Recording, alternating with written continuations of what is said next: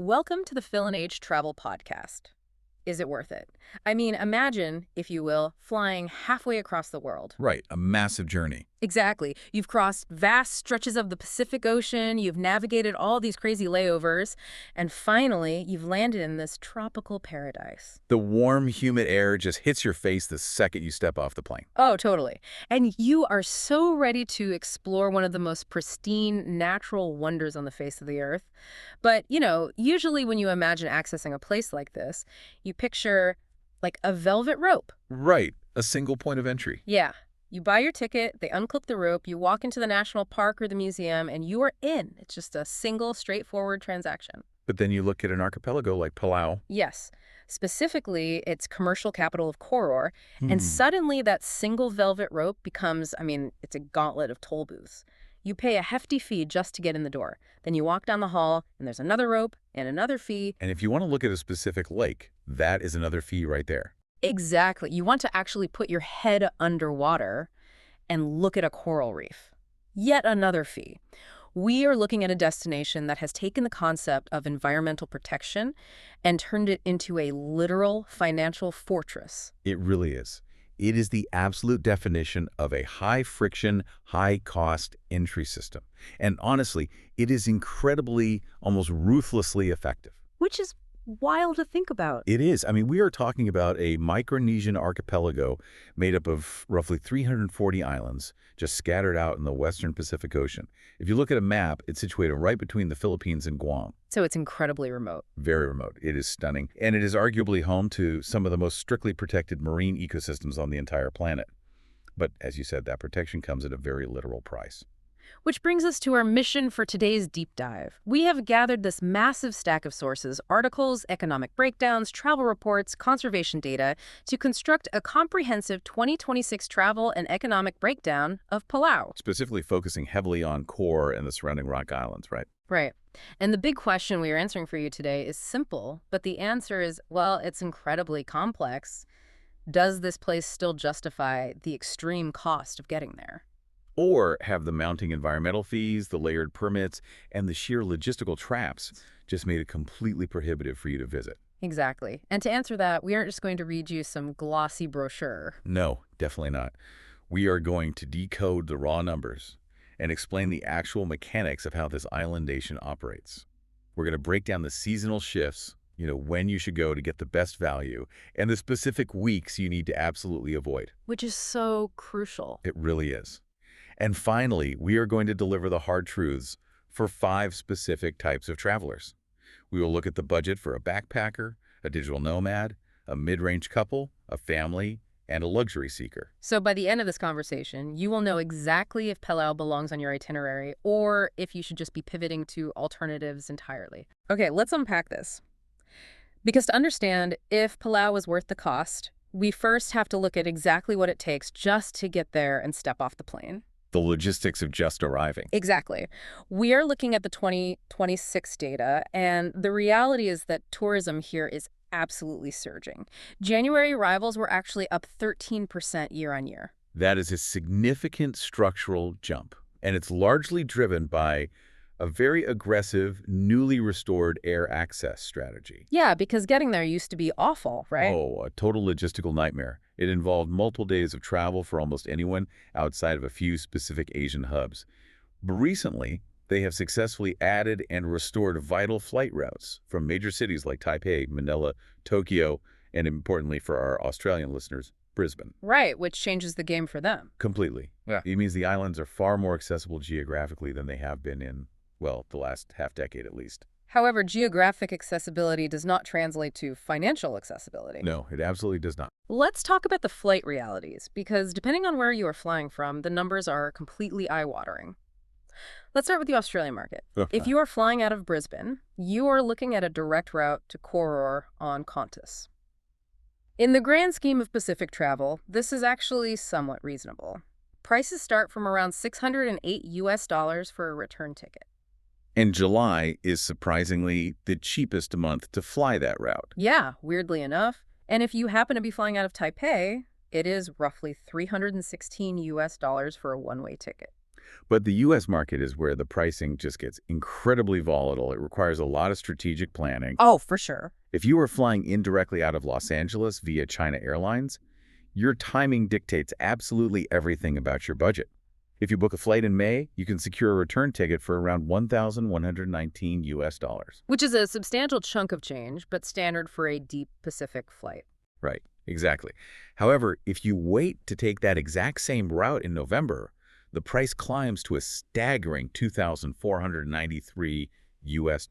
I mean, that is a mortgage payment just to secure a seat on an airplane. Seriously. But here is the kicker, and this is where that velvet rope analogy really comes into play. No matter which of those flights you take, no matter if you paid $600 from Brisbane or $2,500 from LA, every single international air ticket into the country has a non-optional $100 US Pristine Paradise Environmental Fee baked right into it. Yes, and this is a crucial mechanism to understand. The airline collects this fee before you even pack your bags. You don't, hand over a $100 bill at customs. Right. It's just integrated into the international ticketing system. Exactly. It has been in place since 2018, and in 2026, it is strictly, universally enforced. There are 0 exemptions for tourists.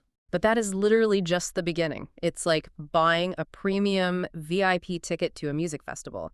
You pay the massive entry fee, you get inside the gates, and then they tell you it costs another $50 if you actually want to look at the stage. Yeah, and another $100 if you want to stand on the grass. Exactly, because once you land in Palau, the local state governments step in. Koror State charges a $50 US permit just to access the Rock Islands, which is the main archipelago where everyone goes to boat and snorkel. And that permit is only valid for 10 days. Right. And it gets more specific. If you want to visit Jellyfish Lake, which is arguably the marquee bucket list attraction for most visitors to Palau, that Koror State permit jumps from $50 to $100 US. And the validity drops. Yeah. It's only good for 5 days. And it doesn't stop there.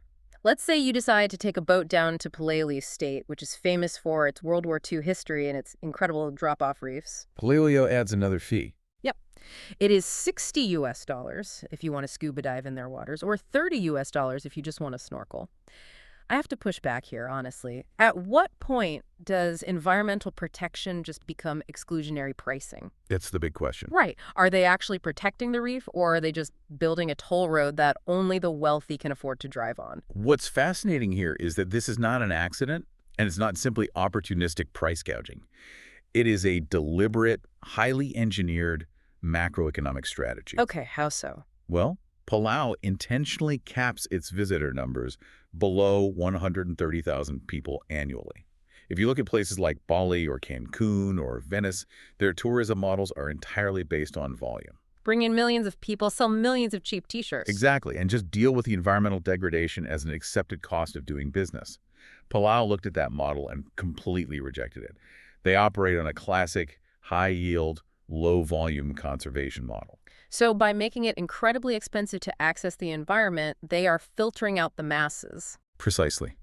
They are ensuring that the few people who did come contribute massively to the local economy and to the specific conservation efforts needed to patrol those waters while keeping the physical footprint, the actual number of fins kicking around the fragile corals, as low as humanly possible. So the exclusionary nature of the pricing isn't a side effect. No, it is the core mechanism of the protection. Okay, so it's a financial filter, which means since the cost of entry is fixed, you cannot negotiate the Pristine Paradise Fee, you cannot haggle over the Jellyfish Lake permit. The only variable you, as the traveler, have any control over is when you go. Right.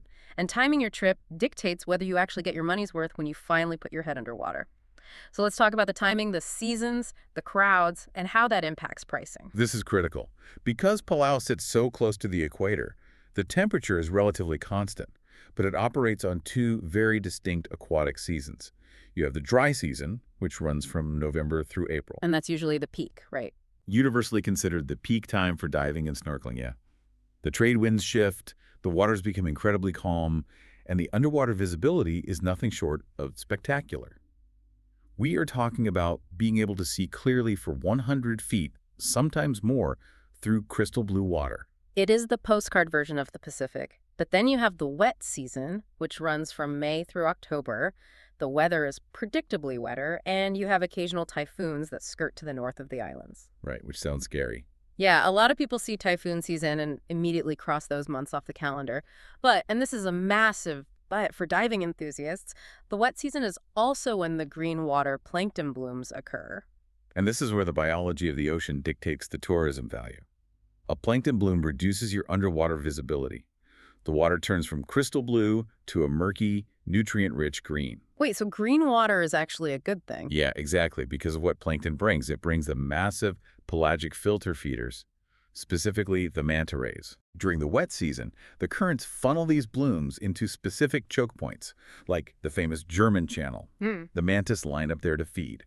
So you are trading that crystal clear 100-foot visibility for the near guaranteed chance to see these massive, graceful creatures doing barrel rolls right in front of you. That sounds incredible. And the global airfare pricing completely reflects this seasonal divide, but not in the way you might expect.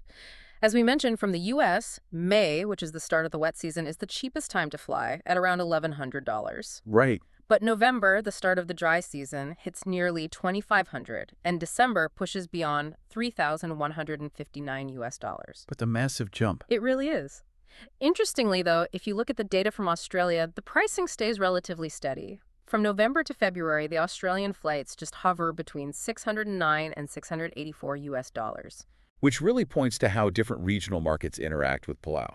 But if we synthesize all of this data, the weather, the biology, and the airline pricing algorithms, we arrive at the 2026 sweet spot. Okay, lay it on me. If you want to maximize your value and hack this system, the absolute best time to go is late April to mid-May. Why that specific window? Well, because you are catching the very tail end of the dry season.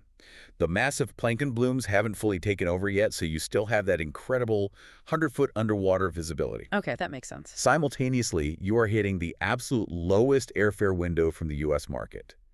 And you're getting shoulder season pricing from the Asia-Pacific travel markets. It is the perfect intersection of optimal weather and transitional pricing. Conversely, the absolute worst value window is late December through early January. As we noted, the airfares literally triple. And remember those permit fees? What? The $100 for the Pristine Paradise Fee, the $100 for the Jellyfish Lake permit, those do not operate on dynamic pricing. They never discount. They cost the exact same whether your flight was $600 or $3,000. So your baseline daily cost is already astronomical before you even book a hotel. Exactly. And to make matters worse, during that late December window, the premium dive operators, the ones with the best boats and the safest guides, book out 12 weeks in advance during this holiday rush. Wow. 12 weeks. Yeah. So you are paying triple to get there, full price for the permits, and you might not even get a spot on the boat you want. That would be devastating. You also want to strictly avoid the weeks in September and October. The risk of typhoons disrupting the boat schedules is at its highest, and having a boat grounded for 3 days on an itinerary that costs this much is just financially brutal. But wait, I have to push back on the sweet spot idea. If late April to mid-May is mathematically the best time to go and the industry knows it, doesn't broadcasting that fact just create a new peak season? That's a fair point. If everyone figures out the hack, doesn't the hack disappear? That is a very logical assumption. But if we connect this to the bigger picture, we have to look at what actually drives global travel habits. The massive spike in December pricing and crowd levels isn't driven purely by Palau's local weather patterns. Right. What is it then? It's driven by Western holiday schedules. We are talking about Christmas, New Year's, and the winter school breaks. Most families, and even most professionals, simply cannot take a 2-week vacation in the middle of May. Oh, sure. People just don't have the time off then. Exactly. By traveling in May, you are exploiting a structural gap in global paid time off schedules, not just slipping into a local weather window. Furthermore, that hard cap of 130,000 annual visitors ensures that even a surge in May won't turn the island into a crowded mess. Although the source material does make a point to mention that even with those low overall visitor numbers, choke points still exist. Absolutely. Like, if you happen to be at Jellyfish Lake on a Tuesday morning and 3 different tour boats arrive at the exact same time, the lake itself feels genuinely crowded. You are paying for exclusivity, but you aren't always escaping other tourists completely. That is the friction of shared public nature, which we will definitely explore further in a bit. Right. Yeah. Right. So, assuming you have navigated the pricing matrix, you've picked the perfect month, and you've paid your fees, What actually happens when you land? Because the reality of the island often dramatically contradicts the glossy brochure you saw online. Totally. Let's talk about the physical arrival and what you encounter in Koror Town. You will arrive at Roman Temedok International Airport, which is located in Airai. It's actually on a different island, Yeah. located about 10 miles from downtown Koror. You make the transit by crossing the Japan-Palau Friendship Bridge. And the moment you step out of those airport sliding doors, the sensory hit is immediate and intense. It is 28 to 32 degrees Celsius year-round. Which is what, mid-80s to low 90s Fahrenheit? Yep. The humidity is heavy, the tropical vegetation surrounding the tarmac is incredibly lush, and you get this striking, vivid view of the blue-green lagoon as you cross that bridge into the capital. But before you can even take in the scenery, you hit your first real logistical trap, the transport reality. You are stepping out of an international airport, but you are not stepping into a major metropolitan grid. No, definitely not. There is no Uber in Palau. There is no Lyft. There is virtually no public bus system to speak of.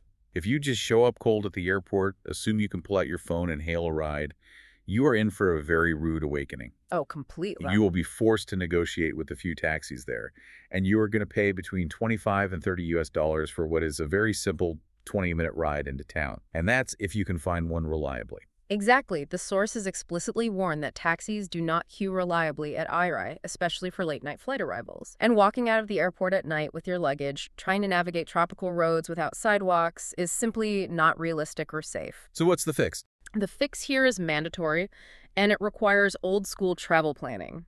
You have to pre-arrange a pickup with your hotel. You need to email them 48 hours before you arrive to get it in writing. Doing this drops the transit price to between 15 and 20 US dollars. And more importantly, it saves you a massive headache the moment you clear customs. Now, once you actually get into Koror, the vibe of the town is often a shock to first-time visitors. Yeah, people are not ready for it. Not at all. Koror alone holds about 2/3 of Palau's entire population, which is roughly 18,000 people. It contains nearly every usable tourism bed, every major grocery store, and every dive operator. It is, for all intents and purposes, a single-town destination. But let's be honest, it is not a pretty town. No, it's really not. Most people fly thousands of miles to the middle of the Pacific, expecting a sprawling, luxurious Maldives-style resort strip. They expect overwater bungalows, manicured pristine beaches everywhere, and palm-lined boulevards. Instead, they drive into a highly functional, working-class Pacific town.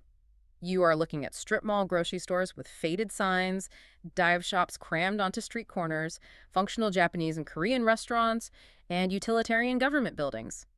It is a working hub, not a manicured paradise. But that utilitarian functionality is the secret to Palau's success.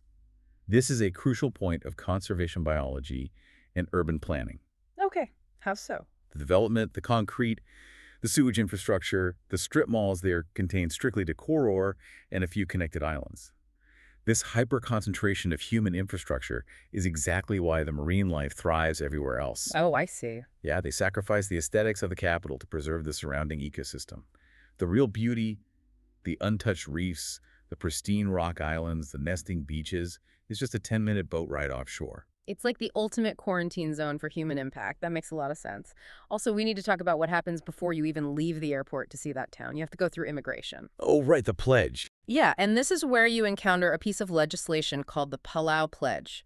Every arriving visitor has to sign a pledge that is literally stamped directly into your passport. You are signing a legally binding commitment to the children of Palau to act ecologically responsibly and to protect their environment. And they do not treat this as a cute ceremonial photo op for tourists either. No, they do not. It's strictly policed. If you are caught touching coral, littering, or violating environmental zones, that pledge is used as the basis for significant fines. Wow. But functionally, while you are making an environmental pledge, you're operating in a very familiar financial ecosystem. The US dollar is the official currency across the islands. Which makes budgeting incredibly straightforward for American tourists and easy to calculate for international visitors, even if the budget itself is incredibly high. Which is the perfect transition to our next section. Because Koror is a functional town that imports almost everything to sustain its local residents and the tourist influx, understanding where to sleep, what to eat, and how to pack is critical to surviving the local economy. Absolutely. If you don't understand the supply chain here, you will literally bleed money. Let's look at the essentials. The accommodation spectrum in Core is rigid. You have distinct tiers, and you need to book well in advance. If you are traveling in the November to April peak season, you need to secure your room 10 to 14 weeks out. That is so far in advance. If you wait until a month before, you will either be locked out entirely or forced to pay surge pricing for whatever is left. However, 4 to 6 weeks is generally fine for the May and June shoulder season we discussed earlier. Let's break down these tiers using real 2026 pricing data. If you are at the bottom end of the market, let's say you are a solo diver or someone used to the backpacker lifestyle, you are looking at places like the DW Motel or the West Plaza downtown. And what do those run? These run roughly $60 to $90 a night. Now, what does $60 to $90 get you? You get a basic, clean room, functioning air conditioning, and crucially, walking access to major dive operators like Sam's Tours for your daily boat pickups. You are not getting luxury, you are getting a staging ground. Moving up to the mid-range, couples should be targeting properties like the Palau Central Hotel or the Cove Resort Palau. These generally sit between $140 to $190 a night. Which is a decent jump. It is, but for that premium, you usually get breakfast included, a nicer pool area to relax in after a dive, and importantly, they often have deep logistical partnerships with the dive shops, making your morning transfers completely seamless. Now, if you are traveling as a family, the dynamics change completely. You need infrastructure for kids, especially on days when they aren't out on a boat. Right, because they can't always dive. Exactly. The benchmark here is the Airai Paradise Hotel and Spa. It has a genuine water park right on the site with slides and pools, which is vital when your kids are too young to go on the intense, deep-water dive boats. Apartment-style family rooms here will run you in the $200 to $280 range. And then, at the top end, we have the luxury travelers. They are booking the Palau Royal Resort on Malacca Island, where base rates hover around $227 to $273 a night, going much higher for suites. Or they bypass the islands entirely, right? Exactly. If they want the ultimate frictionless experience, they bypass the island hotels entirely and book the Four Seasons Explorer. This is a luxury live-aboard cruising vessel. A 3-night itinerary runs roughly $3,029 per person, which usually includes your flights if you book it through an Expedia package. That is wild. That is literally a floating 5-star hotel that moves from dive site to dive site. And a major pro tip here for anyone not on a luxury live-aboard look into dive combo packages. Booking a lodge and dive package together through premium local operators like Sam's Tours or Fish and Fins typically beats booking your hotel and your daily dive separately by 10 to 15%. Right, because they control both sides of the inventory, so they can offer a blended discount. Exactly, Yeah. But paying for the room is only half the battle. You have to feed yourself. And this is where the island's geography really impacts your wallet. Grocery shopping for tourists and locals alike centers around places like Sarangel Supermarket and the WCTC Shopping Center in downtown Koror. And if you walk the aisles, you'll see a mix of goods imported from the U.S., Japan, Taiwan, and the Philippines. And you said the magic word, imports. Almost nothing is grown on island. Palau does not have vast agricultural plains, so you have to expect a massive import premium of 40 to 60% on basic Western staples. It's shocking when you first see it. Let me put this in perspective. A simple loaf of sliced bread runs around $5. A liter of milk is $4 to $5. A basic pack of instant ramen is $1.50. A standard can of Budweiser is $2 at the supermarket, but the second you order it at a local bar, it jumps to $6. This raises an important question about macroeconomics and who actually bears the brunt of these costs in a tourist economy. When a nation produces almost zero domestic agriculture, the traveler trying to stick to a tight budget is heavily structurally penalized. Oh, for sure. If you go to mainland Southeast Asia, the budget backpacker survives by eating cheap, local agriculture, rice, vegetables, street food. In Palau, you can't just cook cheap pasta in your hostel to save money because the dry pasta and the jar of sauce had to be shipped in a container across the Pacific Ocean. But there is one glaring exception to this rule of high costs the ocean itself. Local fish. Yes. It's the one genuine bargain on the island, and it creates this wild economic whiplash for the traveler. Think about this. You are paying $5 for a basic, mass-produced loaf of bread, but you can walk down to the drop-off bar and grill or sit at the restaurant at Fish and Fins and get incredibly fresh, high-quality tuna sashimi plates fish that was caught literally hours ago for just 18 to 25 US dollars. It is a perfect inversion of Western pricing. The luxury traveler barely notices the markup on the local premium seafood because $25 for massive, fresh-caught yellowfin tuna sashimi feels like an absolute steal compared to what it would cost in New York or London. Right. Meanwhile, the budget traveler is staring in horror at a $5 carton of milk. Exactly. If you want a full dinner with a drink at a mid-range spot, expect to pay 35 to 50 US dollars per person. If you want fine dining tasting menus at places like a Lai restaurant overlooking the harbor at sunset, you are looking at 75 to 110 US dollars. And if you want to be adventurous and dive into the local cuisine, you can try the local tempura shrimp called okoi, or if you are truly brave, the traditional fruit bat soup. I don't know if I'm that brave. Fair enough. But if you just want cheap, caloric sustenance to fuel your diving, you need to look for the Filipino-influenced bento lunches at the downtown takeaways. Those will only set you back 8 to 12 US dollars, making them by far the most efficient way to eat on the island. Now, regarding packing, there is a major trap that visitors must understand before they even leave for the airport, and it involves sunscreen. Oh, this is huge. Chemical sunscreens, specifically those containing active ingredients like oxybenzone or octinoxate, are strictly legally banned in Palau. The science is definitive on this. Those chemicals cause coral bleaching and damage the DNA of juvenile coral polyps. And they are not messing around with a polite request. Customs officers at the airport will genuinely go through your checked and carry-on bags, find the banned sunscreen, and confiscate it right there on the table. Just flat out take it. Completely. It is entirely non-negotiable, and you do not get a refund for your expensive cosmetics. Which leaves you in a terrible position if you didn't plan ahead, because buying Reef-Safe mineral zinc-based sunscreen on the island costs an absolute fortune. Because it's imported, obviously. Exactly. Because it has to be imported, you are looking at 35 to 50 US dollars for a single standard size bottle. The fix is simple but critical. Buy mineral zinc sunscreen before you fly, ensure it is free of the banned chemicals, and bring enough for your entire trip. Okay, so taking all of this into account, the hotel rates, the $5 bread, the $50 sunscreen, and the massive stack of environmental permits, we can finally construct the actual daily budgets for different types of travelers. We need to crunch the numbers to show you exactly what this costs per day. Let's start at the absolute bottom of the market, the low-end backpacker. You are looking at a daily cost of roughly 241 US dollars a day. Let me break that down for everyone. That is $70 for a bed at the DW Motel. It's $6 for a bare-bones supermarket breakfast. It's a $10 bento box for lunch. It's $25 for a couple of beers and a casual dinner. And crucially, it includes $130 for a single boat snorkel trip, which has the necessary daily permit costs baked into it. Now, here's where it gets really interesting. I want you to really think about that number. $241 a day. That is the absolute floor. You cannot bootstrap your way lower than that. You really can't. You can't just pitch a tent on a beach. You can't sneak past the permit fees. And as we discussed, you can't forage for cheap groceries. Palau structurally, deliberately blocks the traditional backpacker hustle. Exactly. The fixed daily overhead acts as a rigid, impenetrable filter.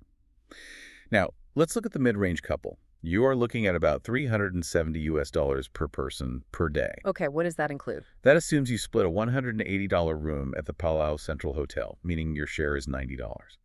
You spend $15 on a decent breakfast, $45 on a nice sunset dinner, and you take a full day 2-tank scuba dive in the Rock Islands with an operator like Sam's Tours. That dive runs about $220 and includes your lunch on the boat. What if you are bringing the kids? What is the budget for a family of 4? A family of 4 will spend around 205 US dollars per person per day.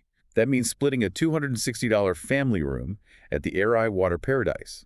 So your room cost is $65 per person. Right? You are budgeting $45 each for a mix of groceries and 1 restaurant meal per day. And you are spending $95 a head for a half-day kayak and beach tour for the kids. Notice the dynamic here. This budget works precisely because the kids are utilizing the included hotel water park and doing cheaper half-day beach tours rather than boarding the expensive technical dive boats. And then we have the luxury traveler, which is really the demographic this entire national strategy seems designed to attract. They are spending around $1,100 per person per day. Which is a whole different ballgame. Totally. That breaks down to $273 for a base room at the Palau Royal Resort. It includes splitting a $1,200 private boat charter via Fish and Fins, so $600 each for ultimate privacy. Then add a $110 fine dining experience at Airai and a $120 spa treatment to cap off the day. Finally, we have to look at the digital nomad. Over the last 5 years, remote work has revolutionized travel in places like Bali, Lisbon, and Medellin. But in Palau. In Palau, the 2026 reality check is stark. There's effectively no nomad market here. A monthly apartment rental will run between $1,400 and $2,000 US. Because of the import taxes, your groceries will easily hit $700 a month. Local transport, without a reliable bus system, will cost around $400. And what about co-working spaces? There is near zero co-working infrastructure. Your realistic baseline floor to just exist in Palau for a month is $2,800 US, and that is before you do a single dive or boat tour. It's incredible. By making the floor so extraordinarily high across the board, Palau ensures that every single body in the water, every single person walking down the street, is generating significant, meaningful revenue for the local economy.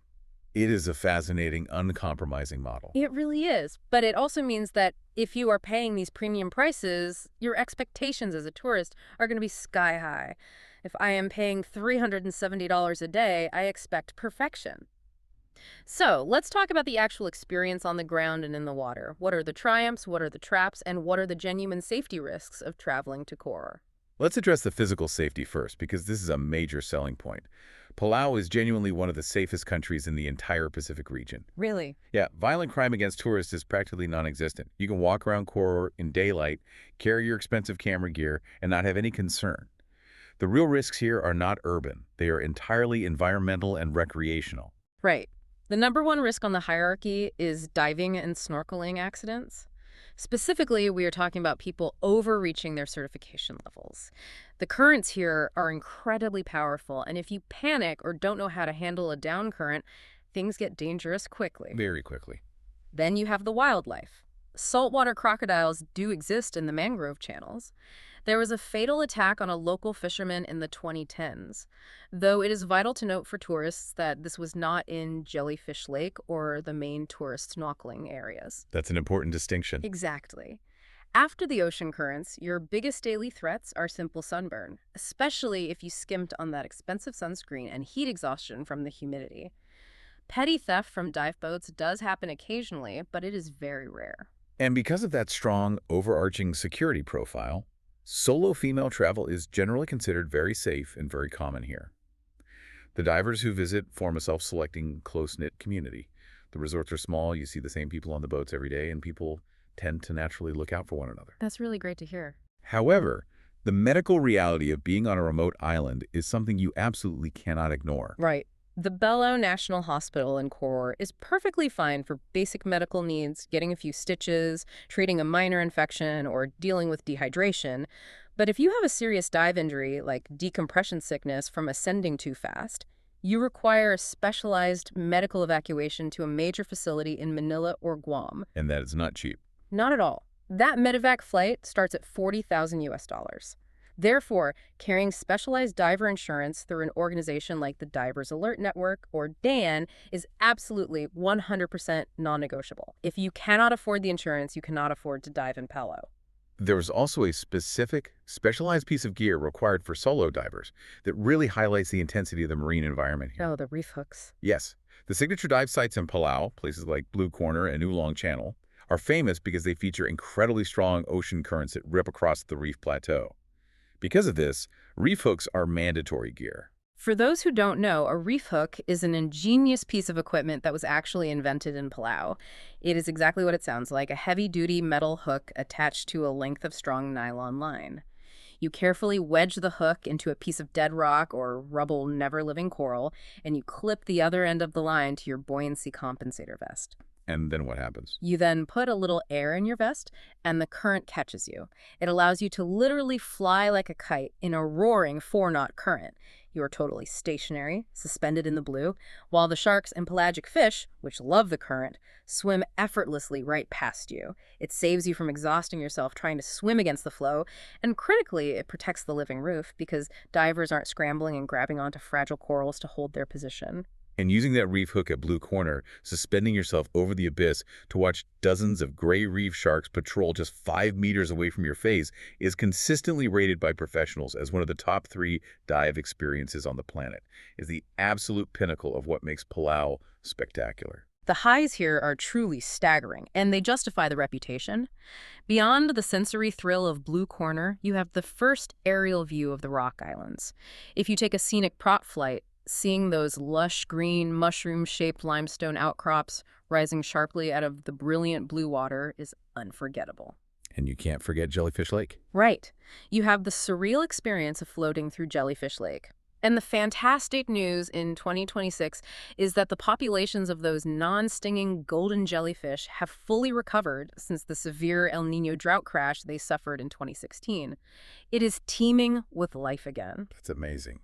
Then you have the chance manta ray encounters at the German Channel during the plankton season, or honestly, just the simple pleasure of watching the sunset from the Palau Pacific Resort Bar, looking out over the lagoon with a cold drink. But as with any objective analysis, we have to balance those breathtaking highs with the honest, frustrating disappointments. Because when you pay this much money and jump through this many logistical hoops, the friction points sting a lot more than they would on a cheap backpacking trip. Absolutely. The biggest initial disappointment for almost everyone is usually Koror town itself. As we discussed earlier, it is visually unremarkable.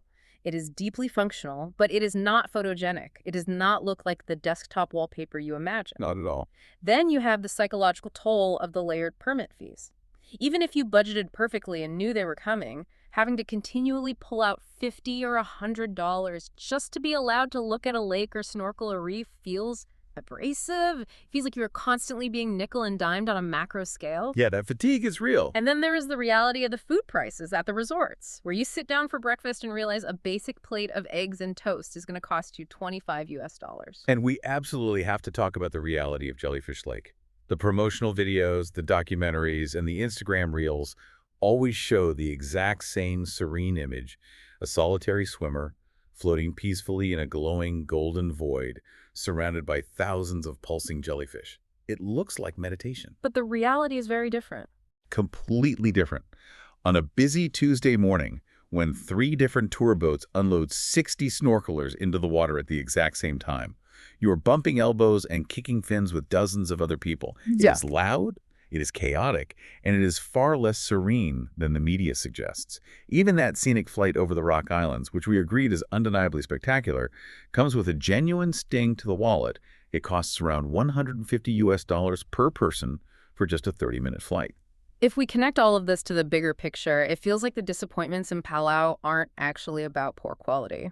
I mean, the diving truly is world-class. The lake is biologically unique on a global scale. Right. The friction comes entirely from the clash between extreme financial cost and the messy, uncontrollable reality of shared public nature.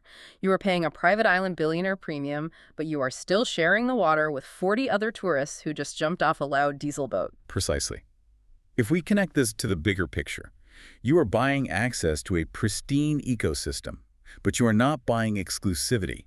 You are sharing the museum with everyone else who paid the entry fee. Which brings us to the ultimate synthesizing question of this deep dive. Okay, let's hear it. Taking the high costs, the breathtaking dives, the mandatory environmental permits, and the minor, abrasive disappointments into account. Who should actually book a ticket to Palau in 2026? Let's go through our matrix and deliver the final verdicts. Let's run through it. First up, the backpacker. The verdict here is a hard, uncompromising NO.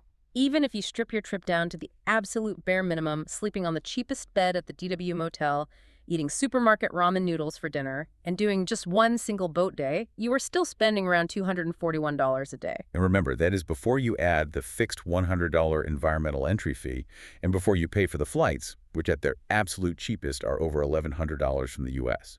Exactly. The entire macroeconomic fee architecture of the country is specifically, deliberately designed to exclude the backpacker. It is a hostile environment for budget travel. Our advice: save your money and choose Palawan in the Philippines instead, where your dollar goes 5 times as far. Next is the digital nomad. Again, the verdict is a firm NO. The infrastructure just isn't there to support the lifestyle. There is no vibrant co-working ecosystem to network in. There is no special, extended nomad visa to make residency easy. Yeah, that makes it basically impossible. As we calculated, your absolute monthly floor to just survive in a basic apartment is over $2,800 before you even put on a wetsuit or take a tour. Furthermore, the high regional flight costs completely punish the kind of spontaneous short-hop travel that nomads rely on to explore a region. Palau is a place you visit for a highly focused 2-week dive vacation. It is never a viable base of operations. What about the mid-range couple? The verdict here is yes, but with major specific conditions attached.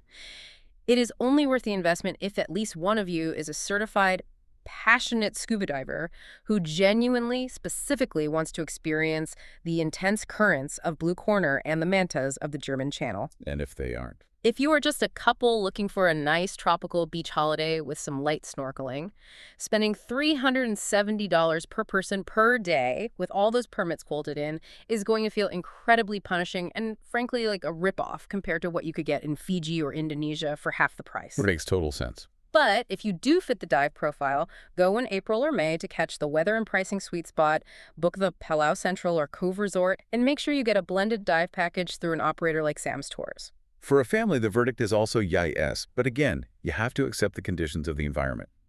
The setup at a place like Airai Water Paradise is genuinely great for kids, and booking a single full-day Rock Island snorkel trip for everyone aged 6 and up works beautifully.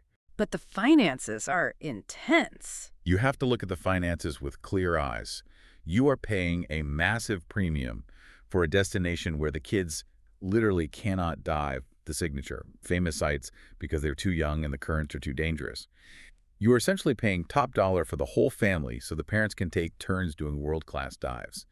A single week for a family of 4 will easily hit $6,500 on the ground before you even buy the 4 international plane tickets. Wow. And finally, the luxury traveler.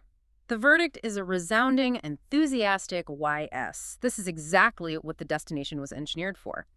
If you have the budget, Palau will deliver an unparalleled experience. Really will. If you can afford the 3-night live aboard on the Four Seasons Explorer at over $3,000 a person, or if you can afford a week at the Palau Royal Resort chartering private luxury dive boats every day, Palau absolutely justifies itself. You bypass the crowds, you get near-empty reefs, you get guaranteed visibility, and you experience world-class diving with white glove service. But what if you look at that massive permit stack? You look at the fluctuating airfare, you do the math, and you realize your trip is going to push well over $4,000 per person, and you just cannot justify it. Yeah, what then? If you are priced out or simply refuse to pay it, there are 2 named alternatives in the Pacific region you should seriously consider. The first major alternative is Raja Ampat in Indonesia. Yes, Raja Ampat is legendary in the dive community, and it offers arguably better overall marine biodiversity than Palau.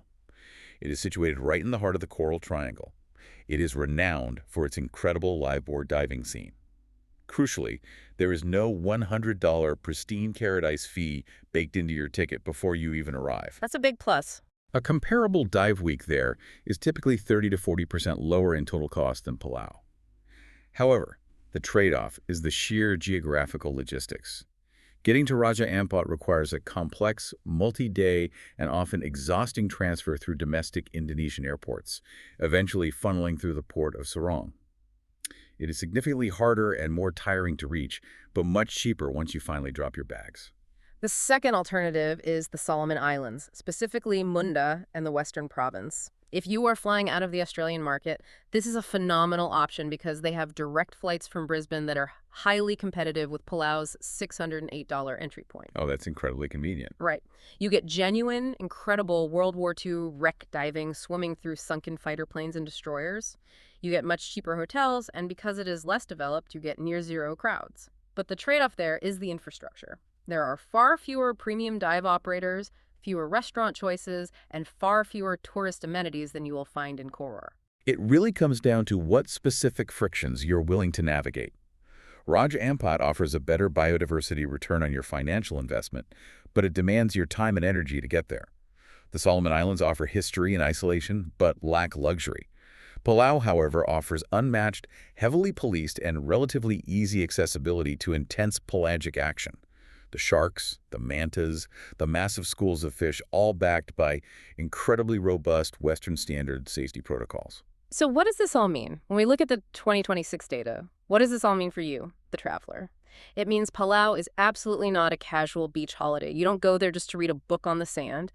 It is a precision tool for a specific type of high-end diving enthusiast. Very well put. It demands your money up front, it demands your careful logistical planning, and through the Palau Pledge and the intense fee structure, it demands your absolute respect for its fragile ecosystem. And looking at that rigid fee structure leaves us with a profound, perhaps uncomfortable question about the future of global travel. As over-tourism continues to physically threaten the world's most fragile ecosystems, from the bleaching coral reefs to the trash-strewn mountain peaks of the Himalayas, we have to look at Palau's success and ask a hard question. Which is? Is this model of exclusion by extreme cost the inevitable, necessary future for all of our planet's natural wonders? It is a sobering thought to leave you with. Will we eventually see a world where pristine, untouched nature is no longer a public good, but a luxury commodity accessible only to those who can easily afford to pay the massive environmental entry fees? Will the velvet ropes eventually surround every beautiful place on Earth? It is definitely something to ponder the next time you are budgeting for a trip and looking at the true cost of paradise. Thank you for joining us on this deep dive into Palau. Keep questioning the real cost of your adventures. If this gave you the honest verdict you needed, follow the show. New episodes drop every day. That is the honest verdict from Phil and H.